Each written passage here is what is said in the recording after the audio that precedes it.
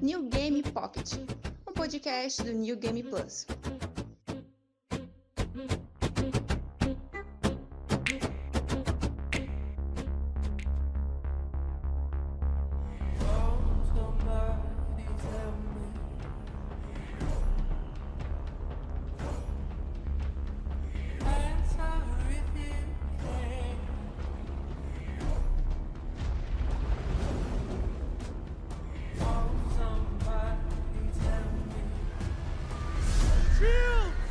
Fala galera do NGP, que é Caio Vicentini com mais um New Game Pocket, podcast oficial do New Game Plus. Estamos com mais um TSN para fazer nossas recomendações, mas a gente vai testar um formato novo que a gente na verdade começou na edição passada, em que a gente vai comentar de algumas notícias mais recentes e tudo mais. E no dia da nossa gravação saiu o trailer do novo Assassin's Creed Valhalla, que é a continuação aí dessa franquia que já deve ter, sei lá, 40 jogos já, né? Lindos, todos lindos. E agora vai se passar no período dos Vikings. Teve, durante a semana que a gente tá gravando, teve o anúncio do jogo em que o Boss Logic, que é um artista, faz pinturas digitais, várias montagens, ele já fez até pôster pros Vingadores. Ele ficou 8 horas pintando o pôster do novo Assassin's Creed e ficou muito legal. Foi um anúncio meio estranho, porque eu nunca vi isso acontecer, nunca vi... Ah, gente, a gente vai anunciar um novo jogo e o cara vai ficar 8 horas fazendo pôster. O Assassin's Creed Valhalla, saiu o trailer de acho que uns 3, 4 minutos. E para comentar desse trailer e também fazer nossas próprias recomendações, estou acompanhado aqui do meu colega de crime de sempre, o Diogo Fernandes. Olá pessoal, tudo bom? E também da Ana Cruz. E aí? E aí, gente? A Ana acabou de ver o trailer. O que vocês acharam do trailer? Então, eu achei foda pra caralho. Isso que eu nem sou ligada em Assassin's Creed, né? Tanto que eu acho que eu só joguei 1, 2 e o Brotherhood. E o Brotherhood nem zerei ainda. Os outros eu só joguei 1 horinha, 2 horinhas, assim. Até tava falando, né, um pouquinho antes da gravação, que eu achei muito uma pegada na guerra, assim, em questão de violência, de gore. Tipo, muito um Coração Valente. É, bem até visceral, né? for... Arrancando o braço, arrancando a cabeça, isso é muito maneiro. Sim! O grandão lá no final do trailer, com aquela Claymore enorme, eu pensei, vai partir o cara em 2. Se seguir essa linha, eu não sei como é que tá, parece que, né, Assassin's Creed agora ficou realmente só focado mais em questão histórica, né? O tipo, acho que tempos modernos nem sei se existe mais, né?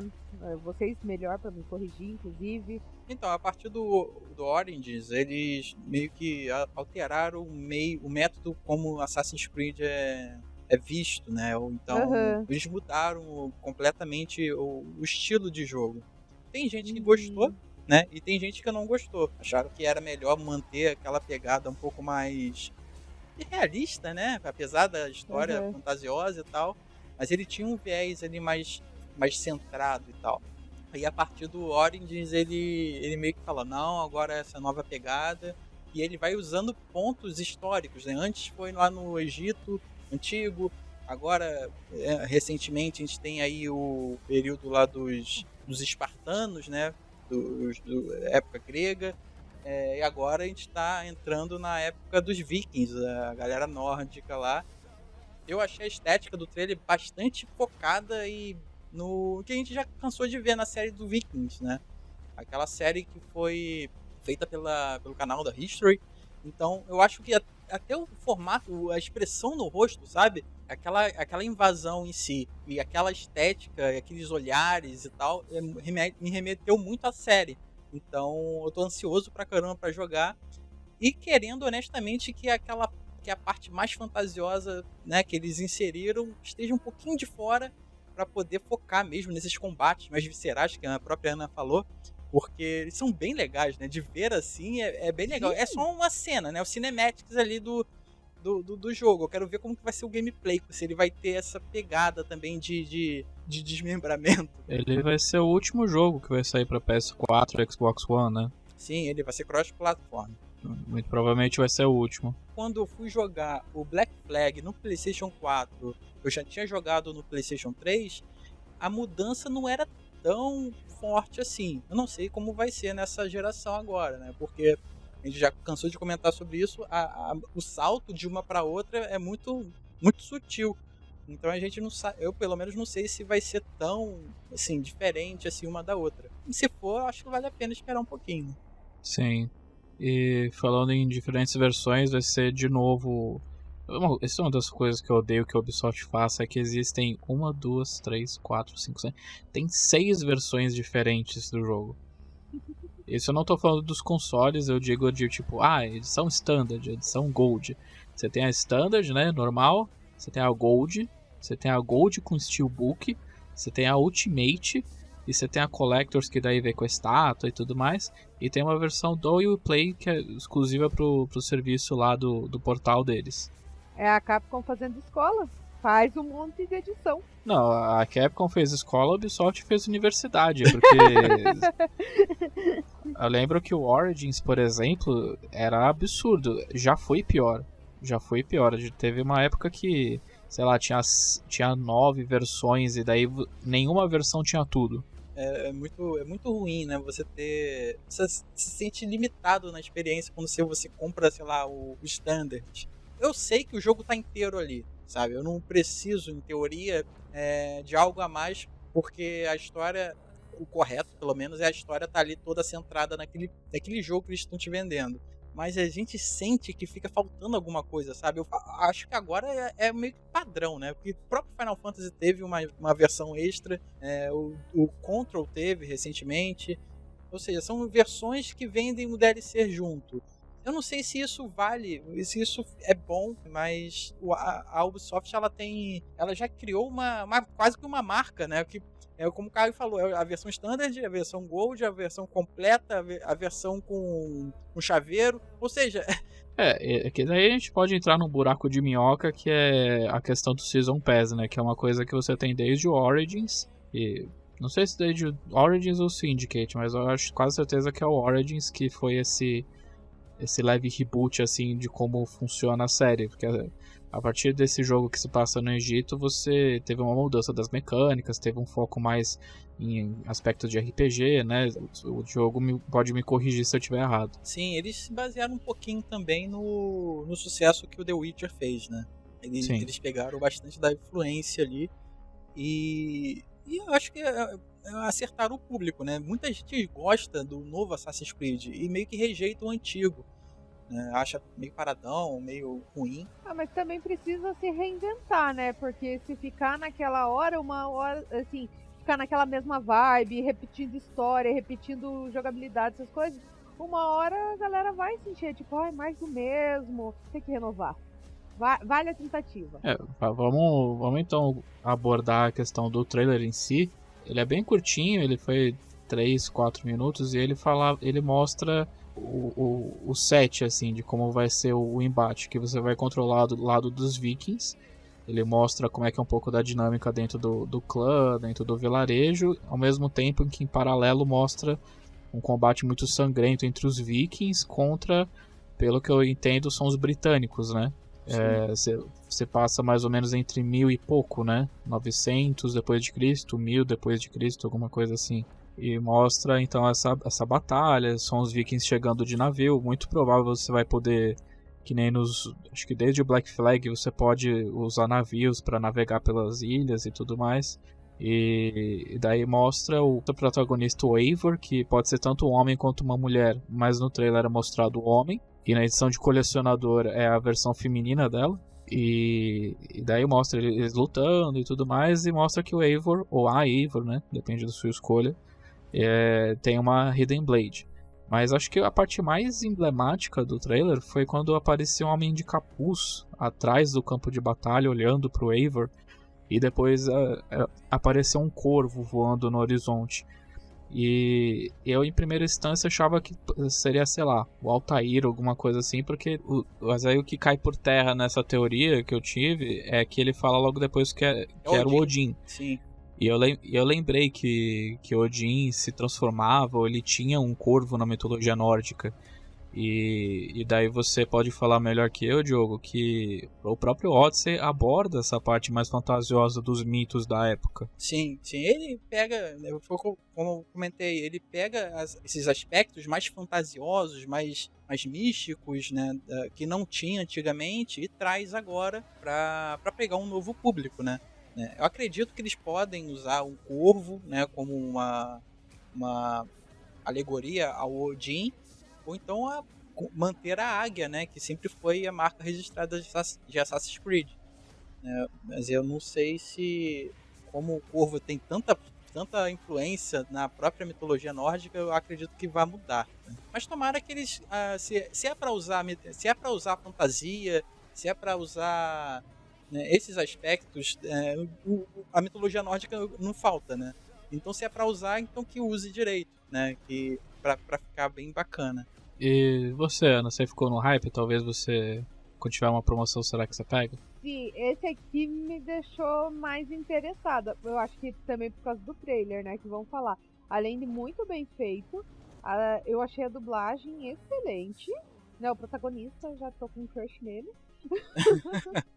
Já tô com um crush nele. Então, assim, mas falando sério, se for em relação ao trailer, já deu um hypezinho, se, né, rolar uma promoçãozinha, um precinho bacana. O bom da Ubisoft, né, que volta e meia tem promoção em relação a esses jogos, né.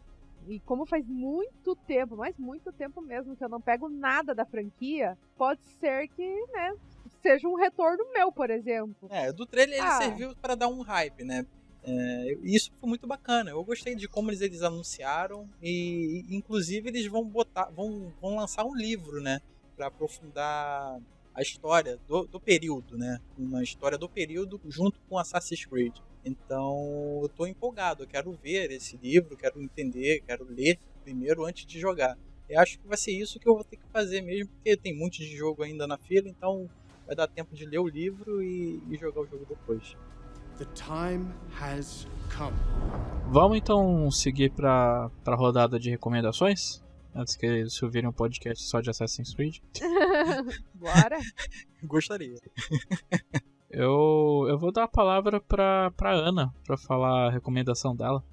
Na verdade não é bem recomendação, é mais o vucu-vucu que aconteceu nos últimos meses, né? Indo totalmente na contramão, né, devido à pandemia, que balada, quem gosta já era, quem gosta de cinema já era, e no meu caso, por exemplo, né, que eu gosto de futebol, já era.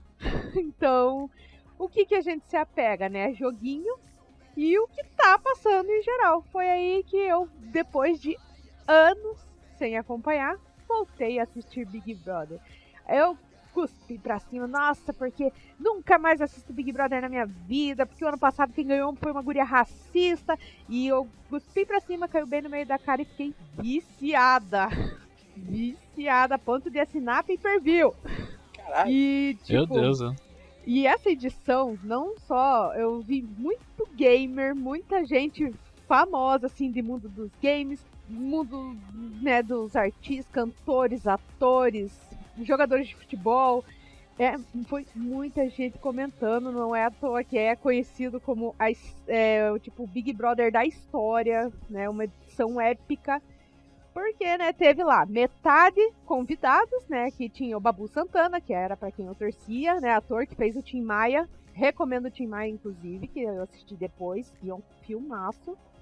Aí, né, Manu Gavassi, Bianca, né, que tem a linha de maquiagens da Boca Rosa, criadores de conteúdo, jogadores de futebol, né, como o Adson, e, né, os inscritos, que foi a Thelminha, que foi a campeã, né, que era médica, a Flaislane, que estava tentando, né, entrar no ramo da música e que tem uma voz linda, apesar de insuportável, né, eu acho que é até melhor do que a Gabi, inclusive, que era uma das convidadas, cantora, e, né, Prior, que foi um dos protagonistas ao lado do Pyong Lee, né, que é o que faz hipnose e tudo, e não só foi os barracos, mas também que começou com um machismo, que foi muito comentado na primeira semana, porque alguns dos eles fizeram um plano de pegar as meninas que tinham namorado, estragar com o relacionamento delas e queimar elas aqui fora.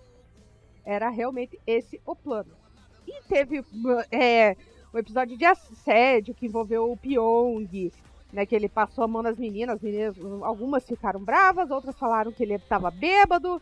Aí depois veio o racismo, e aí foi que esses assuntos, machismo, racismo, né, essas coisas assim, vieram à tona. E o público começou a falar isso e a ver muitas coisas erradas.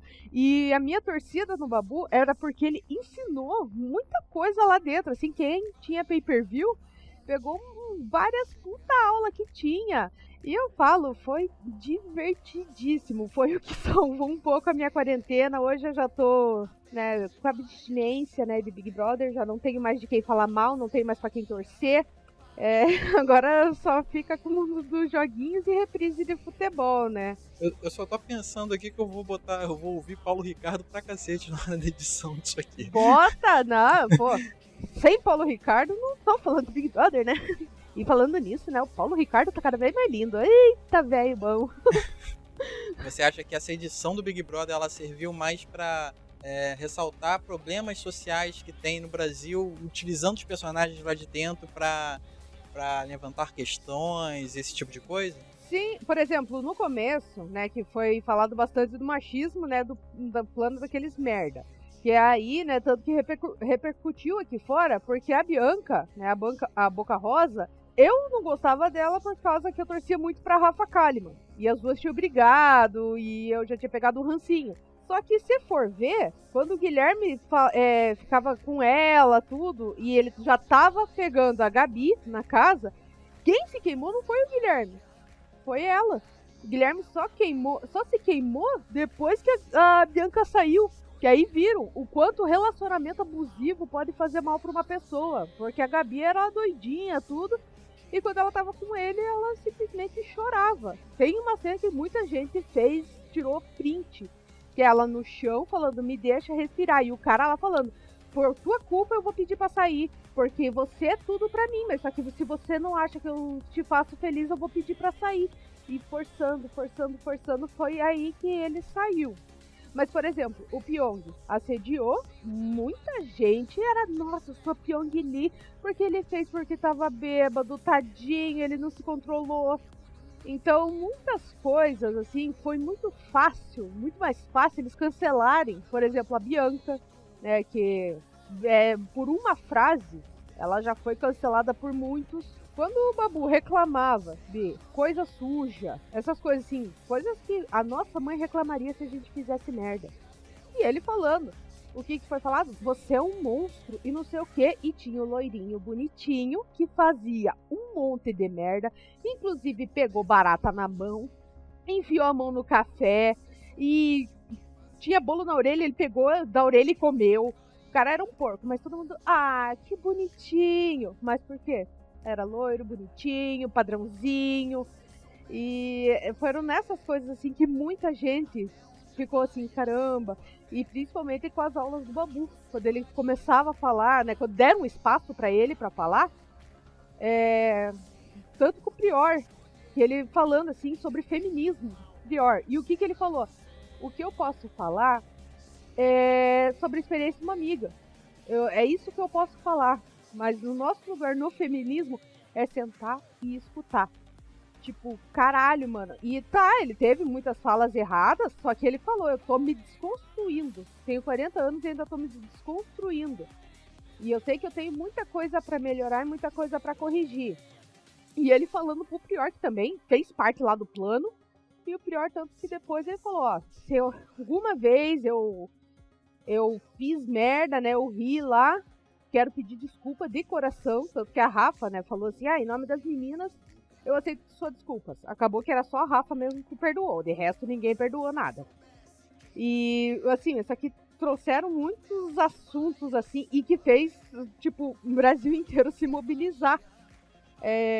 No começo da semana, nos começos, aí foi vamos tirar esses machos escroto, aí começou, né, essa do racismo. Tanto que, né, teve um episódio envolvendo a Thelminha. E a Thelma era uma pessoa assim que ela abraçava o mundo. Era uma pessoa super gente boa com quase todo mundo ali. Só brigou uma vez e uma ou duas vezes com a Slane. E eles botaram ela pra escanteio.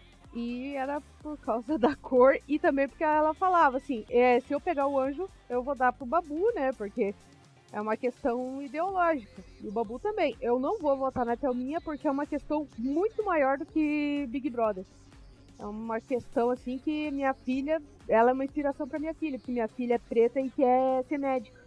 E a Thelminha é uma preta e é médica. Então, foi uma coisa assim muito bonita de ver nessa ideologia e também o quanto que a gente aprende. Termos racista, eu usava e eu descobri, caralho, mano, isso é muito errado. Isso é muito errado. O quanto que a gente vê que tem aquele racismo enraizado, sabe? E nisso aí eu achei muito legal porque a gente vai aprendendo também. Dessa vez não foi só. Esse Big Brother com a vitória da Thelminha foi uma reparação do ano passado. O programa teve uma mudança de cenário depois que esses homens foram eliminados, porque na verdade, durante mais ou menos na metade do programa, deixou de ser o foco as meninas e começou a ser a dupla Priori e Babu, né? Que daí, isso obviamente antes de todas as acusações de abuso, de estupro dele, que ele foi acusado logo depois que ele foi eliminado. Mas começou na verdade um antagonismo em cima dessas meninas, porque querendo ou não elas passavam a mão pro idiota que botava o dedo no café, que era acho que o Daniel, né, o nome? Isso, Daniel. O cara que pegava barata e tudo mais. E daí elas sempre se queimavam quando elas passavam a mão pra esse idiota, né? E também tinha o Pyong Lee também, que era meio idiota ali no meio. E daí o próprio Babu e o Prior ganharam força no meio do programa. Tanto que muita gente fala que o Prior não ganhou por culpa dele, assim. Não foi nem por causa do jogo, mas ele fez umas cagadas na reta final. Ele acabou antagonizando o próprio Babu e daí com isso que ele foi eliminado. O Prior foi protagonista do Big Brother junto com o Pyong. Porque ele sempre foi dois estrategistas, só que um diferente do outro. Que o Pyong contava nos dedos, fazia negócio de feijão. Ele era realmente uma pessoa que lia muito bem o jogo. E era todo estrategista e queria saber o voto. E realmente ficava escutando conversa dos outros pra saber, enquanto o Prior era o louco. Tal pessoa vai votar, então eu e o Babu vamos votar nessa pessoa pra gente se livrar. Eles iam nessa, tipo kamikaze, e enquanto o Pyong, né, usava de estratégia pra ver se algum jogo, alguma prova do líder, o Prior já venceu prova no Unidurité. Minha mãe mandou escolher. Então, e inclusive, numa das brigas, o Pyong falou pro Prior, assim, você não vai vencer porque você é muito burro. E o Prior falou, você não vai vencer porque você é muito soberbo. Aconteceu que os dois estavam certos. Uma coisa que pelo menos me incomodou nesse BBB, não que eu me importe o suficiente com o programa, mas uma coisa que me incomodou nessa dinâmica, assim, porque antigamente você tinha um famosinho aqui e ali, teve até jornalista de games participando de BBB, mas essa edição foi marcada por questão de ter mais influência. Você tinha o Pyong Lee, a Manu Gavassi, você tinha pessoas famosas que nem o próprio Babu, que você citou, mas com isso acarretou em você já ter uma base de apoio aqui no... E daí acabou virando menos quem era a pessoa que, pelo menos pareceu pra mim, que era mais a pessoa que tinha uma fanbase maior do que uma pessoa que mais cativava o público, sabe? Claro, você tinha o Prior, que teoricamente não era ninguém, ele não era famoso assim que nem a Manu ou o Babu, mas, por exemplo, a Manu Gavassi tinha uma fanbase, principalmente no final do programa, extremamente tóxica.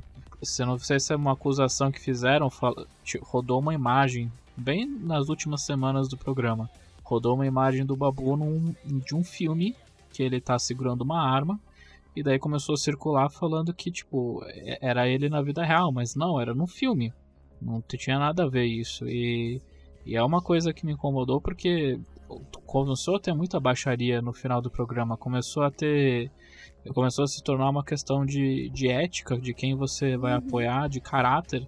Se você apoia tal pessoa, você é um nazista. Se você não apoia tal pessoa... E meio que perdeu a graça, sabe? Porque eu comecei a acompanhar o BBB. Eu comecei a acompanhar por causa da minha namorada, que ela até assinou o Globoplay pra assistir. Tamo junto, Bas. E daí era legal no início, mas depois que o Prior... Primeiro que quando o Prior foi eliminado, meio que perdeu a graça. Tudo contra o Prior, pelas acusações dele. Caso seja comprovado, espero que ele se foda.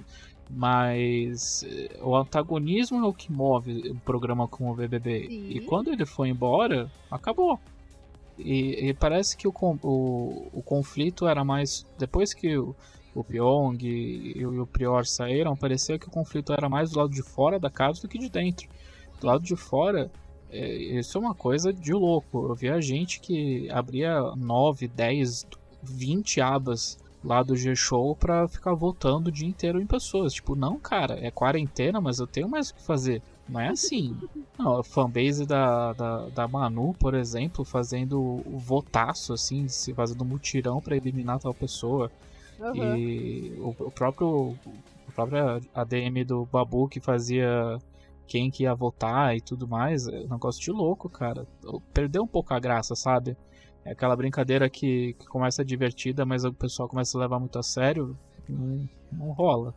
O mutirão no começo, salva tal, vamos ficar tal, e de repente, né, como você falou, os fãs da Manu mostrando, esse é o ídolo de vocês? Caralho, aquilo lá é uma cena do filme Cidade dos Homens, pelo amor de Deus. Então, e assim, o Babu vai sair muito bem e vai sair com a consciência tranquilaça, que ele seguiu do jeito que queria. E, né, alguns vão ter que lidar com algumas coisas mais chatas aqui fora, né, depois que saíram de lá. Sim. O Babu, eu sinto que... Eu acho que foi a pessoa mais... Ele e a Manu foram as pessoas mais beneficiadas, tirando a própria Thelma, que ganhou 1 milhão e tudo mais, mas em questão de projeção de imagem, eu acho que a Manu Gavazzi saiu muito bem desse programa. Eu acho que ela ganhou muita projeção. O Babu, por exemplo, já tinha papo de diretores chamarem ele pra produções e tudo mais. E eu acho que tem gente que entra no BBB mais por causa disso, né? A projeção que o programa dá mais do que o dinheiro. Porque tem quantos ganhadores do BBB você conhece que ganharam dinheiro e caíram no ostracismo, sabe? E quantos outros que participaram e daí, tipo, ganharam projeção de participar da Globo, a Grazi Massafera, né? A Sabrina, né? Sabrina. Também, que hoje em dia é um dos maiores salários como apresentadora, né, do Brasil. Então, o Dourado, que abriu uma academia e até hoje tá bem e tudo mais, então, né? Até contar uma curiosidade do Dourado, teve torcedores do Adson que foi falar pra ele: ô Dourado, vamos ajudar aí, defender os manos, não sei o que, os brother raiz, os homens machos. O Dourado só respondeu: não concordo com o que eles estão falando, tchau. E ainda ele falou assim: eu mudei muito do Big Brother 4 até agora. Ele não gosta de ser chamado de ex-BBB porque pra ele atrapalha, né? Porque ele sempre quis essa parte mais de lutador, sabe? E ele falou: eu não vou me intrometer nisso aí, não. Eu não concordo com o que eles estão falando e tô cagando. Não quero saber. E você, Diogo? Tá quietinho aí, filho? Eu tô quietinho do assunto porque eu realmente ouvi muito pouco do programa e nada contra o programa em si não, sabe? Eu sei teve uma adesão muito grande porque por vários motivos, né?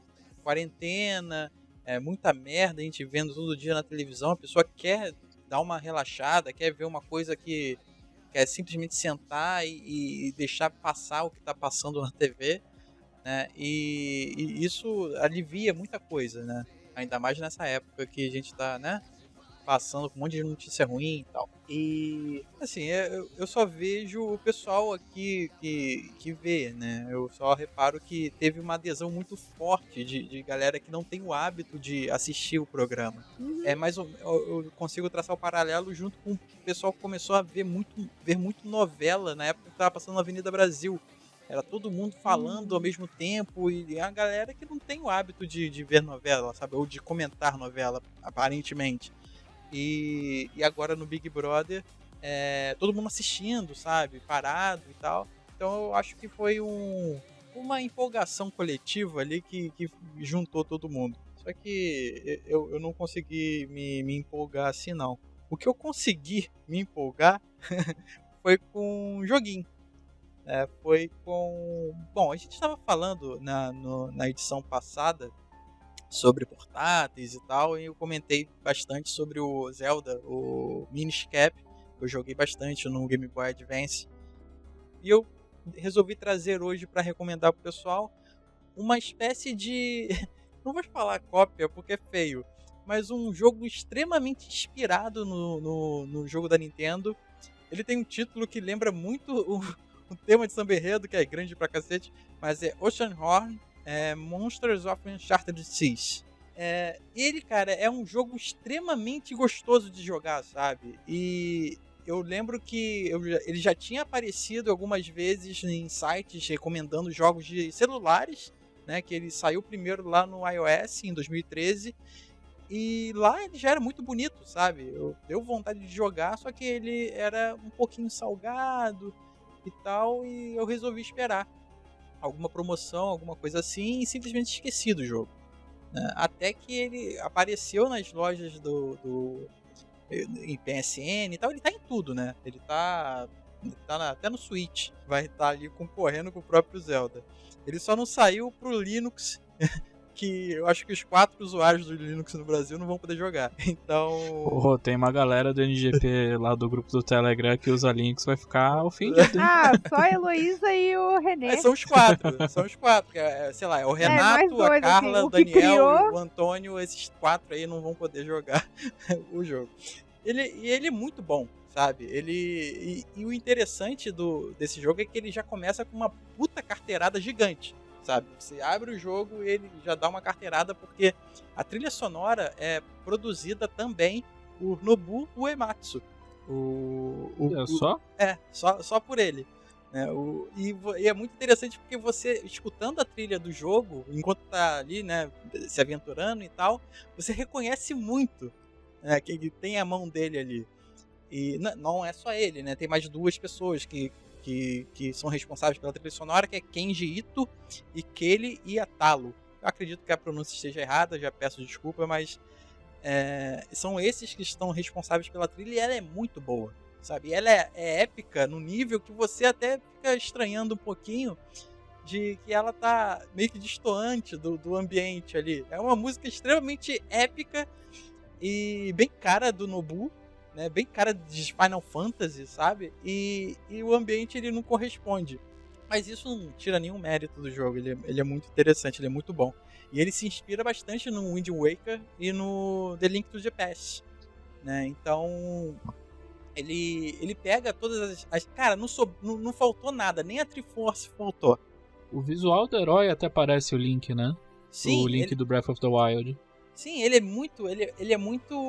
Ele pega tudo inspirado, sabe? Você pode pensar, porra, é uma cópia fajuta e tal. Eu encaro mais como uma homenagem ao jogo, né? E quem não tem opção de jogar na Nintendo, sabe? Não tem o Switch e tal, consegue jogar ele. E ele é muito interessante. A história dele é muito boa também. Ele relaciona a existência de um monstro, né? O próprio Oceanhorn, que avassalou o passado e tal, e o pai desse menino, que não tem nome, vai enfrentá-lo e fala, pega minha espada e vem me ajudar depois, algo do tipo, né? Bem clássico, né?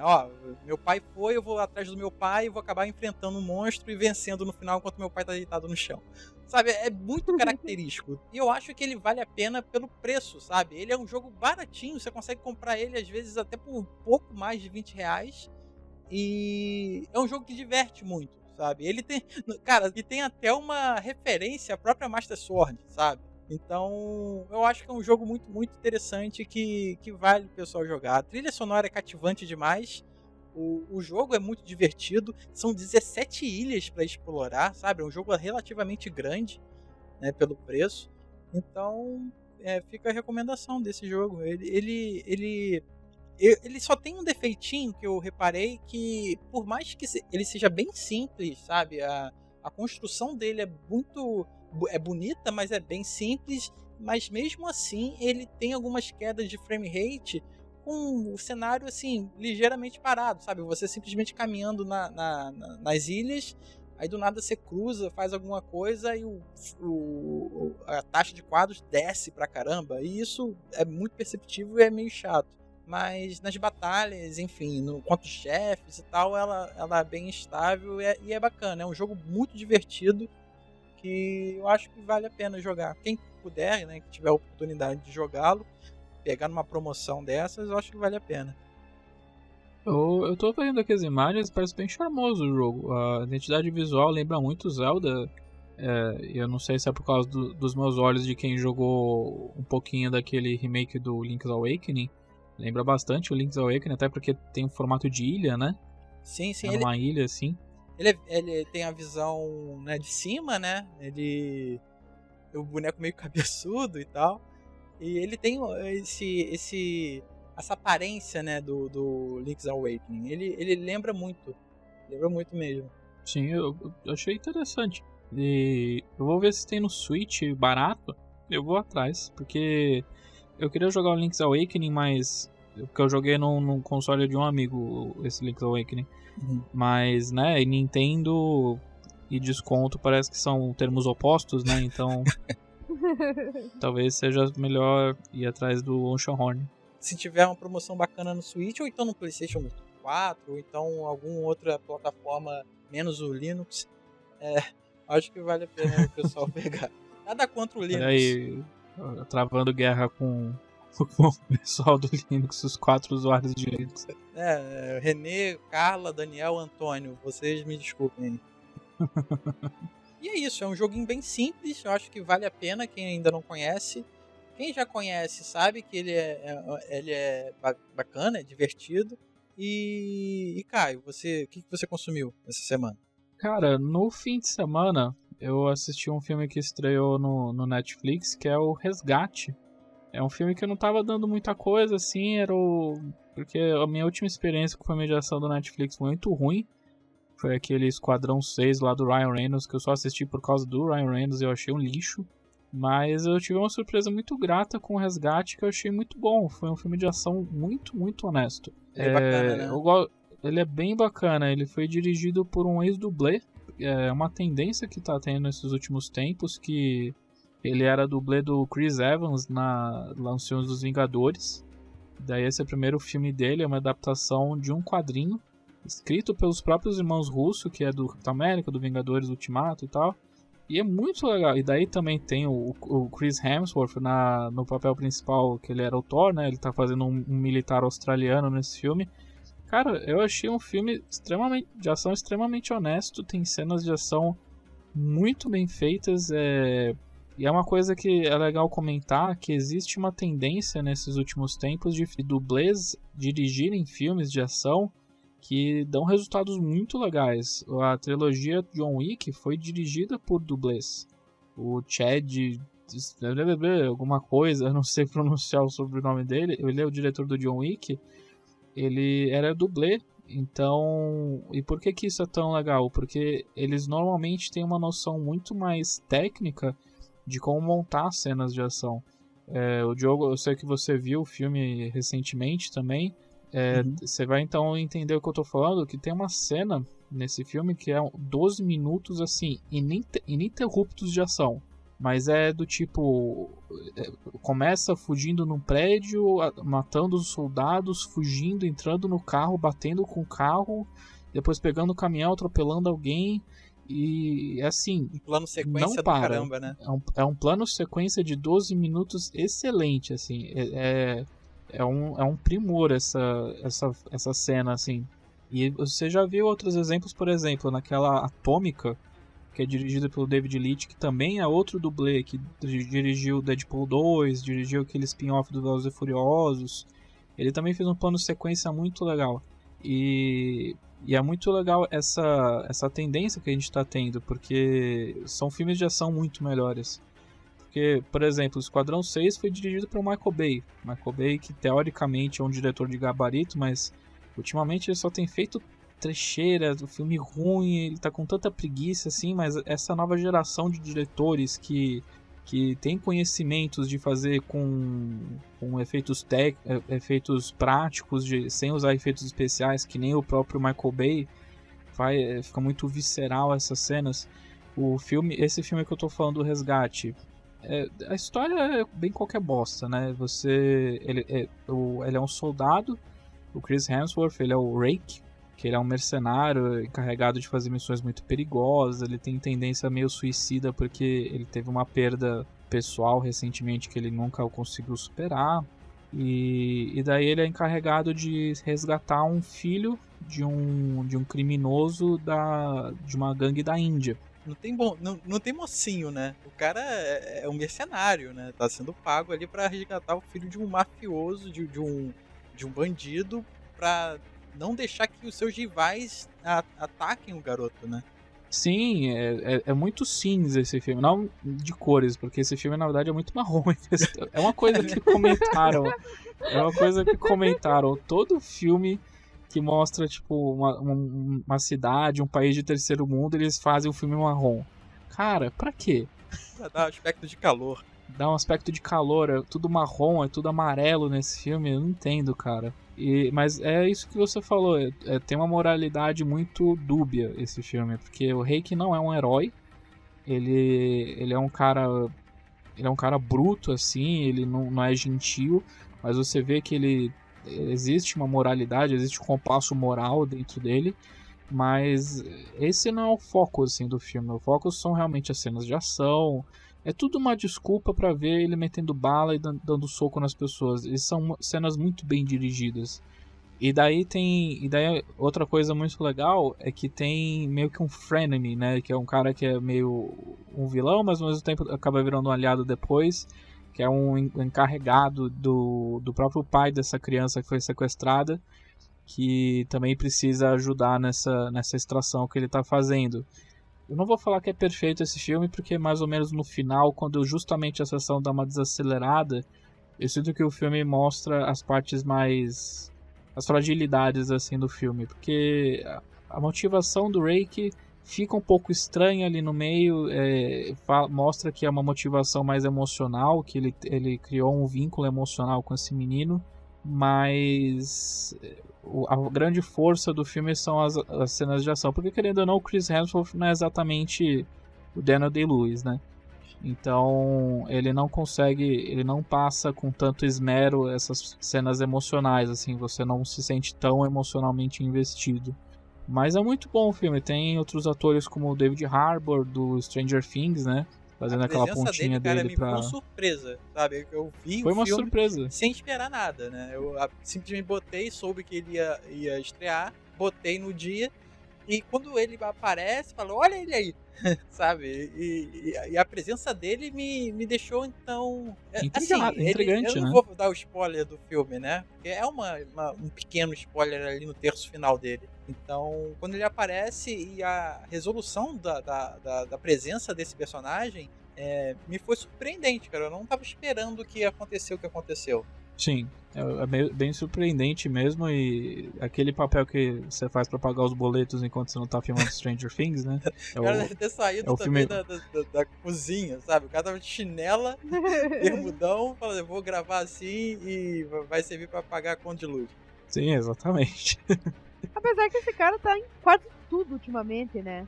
Depois de Stranger Things, qualquer coisinha ele já tá lá. E tá certo ele, tem que fazer a graninha dele. Sim, vocês não devem lembrar, mas ele aparece em Esquadrão Suicida. Sério? Sério, ele é um daqueles membros do governo que conversa com a Amanda Waller no início do filme. Caraca, cara. Tá lá. Pra ver como eu apaguei Esquadrão Suicida, tirando a Arlequina, eu não lembro mais nada desse filme. Eu tenho lembranças muito boas pra coisas inúteis, assim. Não, esse eu fiz questão de apagar da memória. Mas o filme em si, ele é legal por causa também das cenas de ação, e também porque ele amarra tudinho, né? A história que ele vai contando, até com personagens secundários, ela é bem amarradinha. Eu gostei até do menino, sabe? Eu esqueci o nome dele agora, o menino que ele vai resgatar, eu gostei dele. O Ovi Mahajan é o nome do menino. Isso. E eu gostei do que ele tá fazendo, sabe? Eu não era exigido muita coisa, mas eu achei bacana.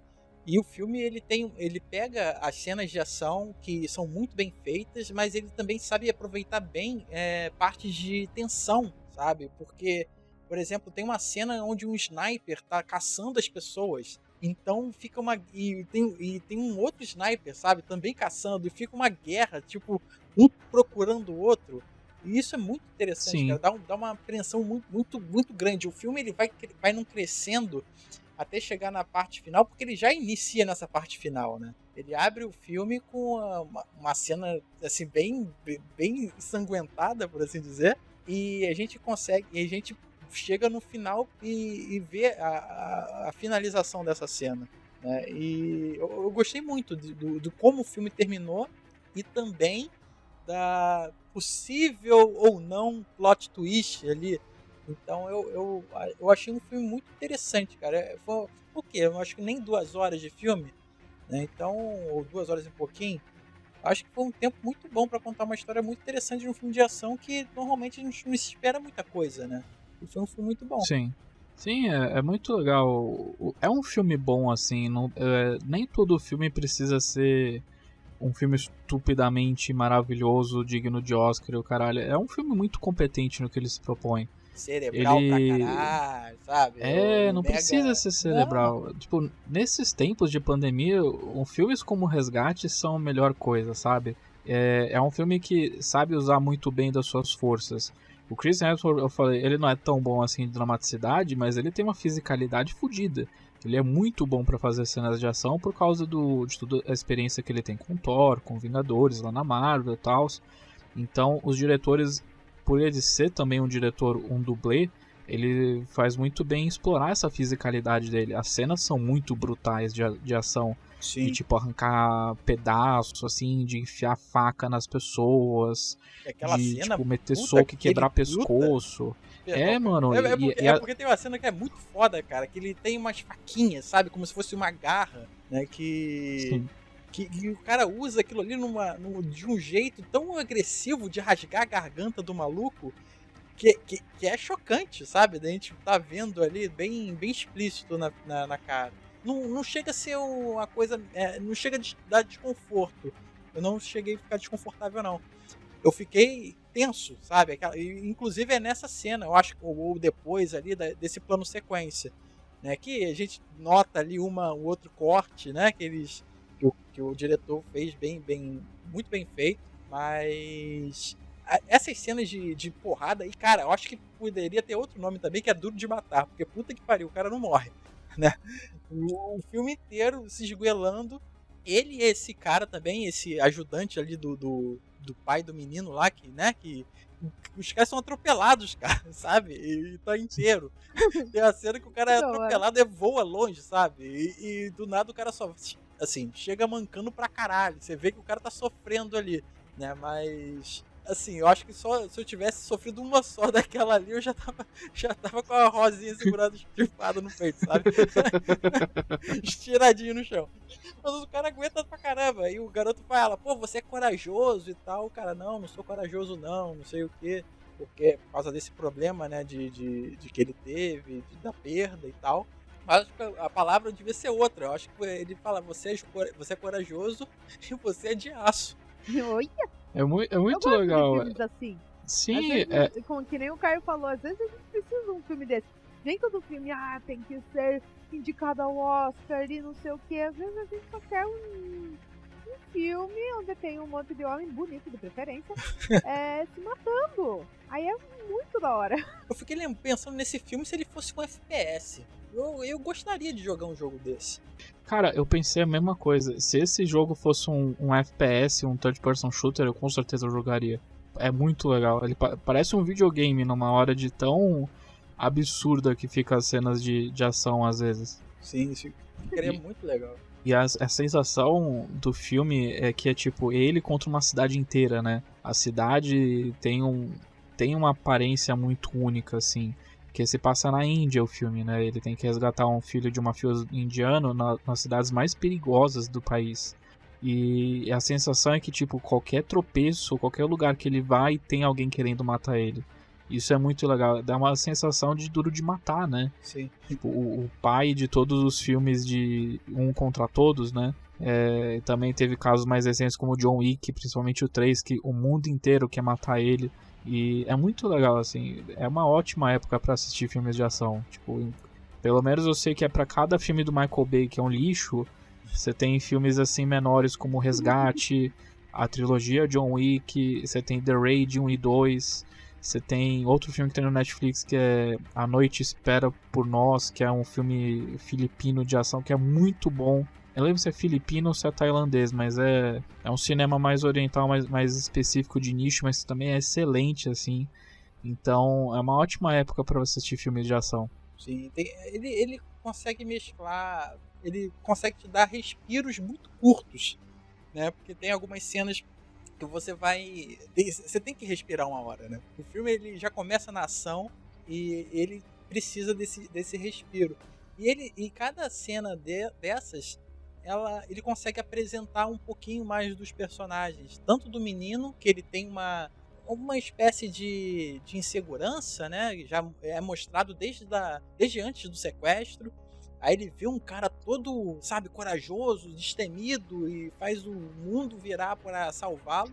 Ele tenta se inspirar nesse cara também. E além da história desse menino, a história do próprio Rake, né? Que é contada ali, desfocada, mas você meio que sente como o Caio falou, o Chris ele não tem uma... íntimo, né? Amigo íntimo, Chris. Chris Thor. Ele não tem uma... Meu brother, o Chris. Meu brother. Ele não tem uma... Ele não consegue expressar tanto a dramaticidade da cena e tal, mas o contexto do filme, ele apresenta e você sabe que o cara tá sofrendo pra caramba, sabe? E você entende os motivos dele de fazer o que ele faz, de encarar uma missão meio que já furada, né? Uma missão deu errado. E mesmo assim ele encara e arrisca o pescoço por um motivo. Né? Você compra o motivo dele. Eu acho isso uma das partes mais legais do filme. Sim, é muito bom. Ele é muito carismático. O que ele não tem de, talvez, assim, de profundidade como ator, ele compensa no carisma. Ele é uma pessoa que consegue carregar um filme.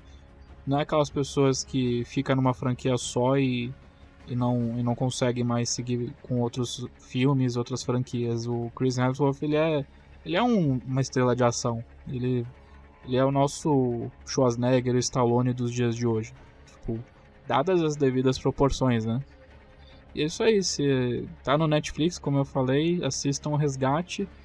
Se vocês têm Amazon Prime, assistam a trilogia do John Wick, que também é outros filmes excelentes. E é isso aí, gente. Mas o finalzinho ali... Eu assistirei. O que você acha, cara? Sem spoiler, consegue falar? Eu acho que é o que todo mundo pensa que é. Você acha que sim ou acha que não? Eu acho que sim. Eu também tô achando que sim. Quero ver agora. Então, vale muito por esse final e para o pessoal ficar discutindo, né? Porque filme bom é assim, quando você termina ele e você fica pensando, porra, é ou não é? Sabe? Então por si só ele já é interessante, já dá curiosidade. Fora que ele tem cenas de ação, assim, incríveis. E o Church acabou de dar uma... É isso que eu ia falar, caiu alguma coisa aí, caiu um lencinho. Foi o Church, ele quer participar. Mas é isso, o filme tem cenas de ação muito boas e o final é muito interessante. Então, por si só, já vale a pena assistir. Isso aí, galera. Ótimas recomendações. E a gente pode ter um papinho legal sobre o Assassin's Creed. E é isso, acho que é isso por hoje, né, galera? Sim. Eu vou assistir o filme. Por favor, assista. Eu vou atrás do Oceanhorn também. Galera, então é isso aí. A gente fica por aqui por mais uma rodada de recomendações. Eu agradeço muito a presença da Ana e do Diogo. Muito obrigado aí por participarem da gravação. É nóis. Valeu. E, Diogo, diga. Onde o pessoal pode encontrar o NGP nas redes sociais? Então, pessoal, Caio, Ana, ouvintes, usuários de Linux, todo mundo. Caso vocês queiram acessar o New Game Plus, nas redes sociais, vocês conseguem fazer isso lá no Facebook. É facebook.com/ngameplus. Ou então, se você quiser acessar a gente lá no Twitter, é twitter.com/ngameplus. Ou então lá na barra de busca, né? Você bota lá @ngameplus, você acha a gente lá também. Ou então, se você for lá no YouTube, é youtube.com/ngameplus. Lá a gente tem lives, gameplays, um monte de vídeo. O New Game Pocket tá lá também. E torne-se um inscrito e também um patrocinador, que isso ajuda a beça o canal a crescer. E é isso. E é isso aí, galera. Se você vê a gente pelo YouTube, dê um like. Se você vê a gente lá pelo iTunes, dê 5 estrelinhas lá pra gente. Se você ouve a gente pelo Spotify, se inscreva no nosso canal do Spotify. Se você é do Deezer, eu não uso o Deezer, eu não sei como funciona, mas mantenha-se antenado no Deezer.